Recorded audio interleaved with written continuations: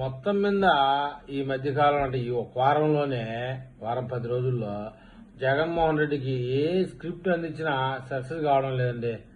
ఏంటంటే అన్ని ఫేకే. మొన్న డిఎస్సి బాధితులు అంటూ ఫేక్ పెట్టి ప్రజాదరణ పొందాలని చూశారు జగన్మోహన్ రెడ్డి. కలిసి రాల ప్రతి ఒక్కటి pin to pin, point to point DSC exam రాసిన అధికారులు ఎత్తి చూపడంతో మొత్తం ఫేక్ అని తెలిపింది. తర్వాత అమరావతి రైతుల్ని ఇంటికి పిలుచుకున్నాడు మహానుభావుడు.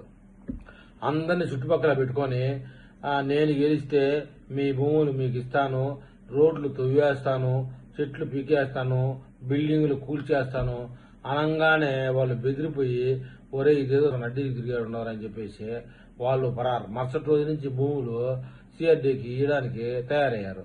నిన్నటికి నిన్న రౌడీ షీటర్ కుటుంబ సభ్యుల విషయంలో పోయాడు. పోతే ఆ తల్లి చనిపోయిన బిడ్డ విషయంలో బాధపడతా ఉంటే వెనక నుంచి పోతు మొగోళ్ళు చీయం చీయం చీయం అని అరుస్తూ ఉంటే వాళ్ళకి చికాకు తల్లికి బంధువులకి.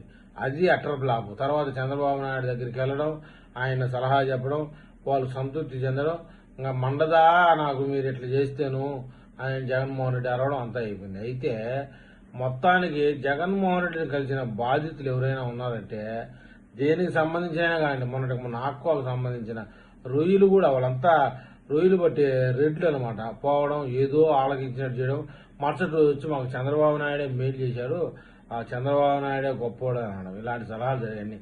అయితే మొత్తానికి జగన్మోహన్ రెడ్డిని కలిసినటువంటి ఏ బాధితులు అనబడిన ఫేక్ బాధితులైనా జ్ఞానోదయం అయింది వాళ్ళకి.